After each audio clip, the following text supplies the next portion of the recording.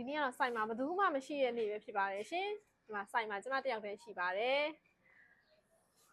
တယောက်တည်းဈေးရောက်နေတာဖြစ်ပါတယ်ဒါလေးကတော့စောဖြစ်သွားတဲ့ဖျားဆောင်လေးကျမပြပေးခြင်းမှာဖြစ်ပါတယ်ရှင်အလျား9ပေကျွန်းဖျားဆောင်ကြီးပါဈေးနှုန်းလေးကတော့လက်ရှိပေါက်ဈေးလေးက32သိန်း5000ကျပ်ဖြစ်ပြီးတော့ဈေးနှုန်းပြောင်းလဲရှိပါတယ်ဒီဖျားဆောင်မှာဒူးအထူနဲ့ပုံမှန်ဒူးဆိုပြီးတော့2မျိုးခွဲထားသေးရနော်ဒီမှာဒီဖျားဆောင်လေးပါစောဖြစ်သွားပါပြီနောက်ပြီးတော့ဒီဖျားဆောင်လေးကတော့စိုက်မှာအသေးရှိနေတဲ့ပစ္စည်းကိုမာယူအပေးဝဖြစ်ပါတယ်တအိမ်လုံးစာထဲမှာပါဝင်တဲ့ဗီဒီယိုကြီးဖြစ်ပါတယ်ဒီဗီဒီယိုကြီးကတော့6ပေခွဲ site ကိုပုံမှန်ဒူးနဲ့လုပ်ပေးထားပါဈေးနှုန်းလေးကတော့33သိန်း5000ကျပ်ဖြစ်ပါတယ်ရှင်နောက်ထပ်ဗီဒီယိုလေးထပ်ပြပေးမယ်နော်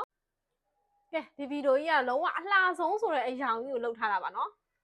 ဆေးကအပဲ့ရင့်ရောင်အပြောင်မဟုတ်ပါဘူးเนาะမှိန်ဆိုကာလာလေးကိုတုပ်ပေးထားဖြစ်ပါတယ်သူကပြောင်အားလေးနည်းနည်းပါတယ်ပေါ့เนาะဒီဗီဒီယိုကြီးကလည်းအင်းစိန်မျိုးနဲ့ပို့ပေးရတော့မှာပါ6ပေခွဲ5ပေ site 6ပေခွဲကျော်အမြင့်ရှိရပေါ့เนาะပုံမှန်ဒူးကိုဈေးနှုန်းလေးက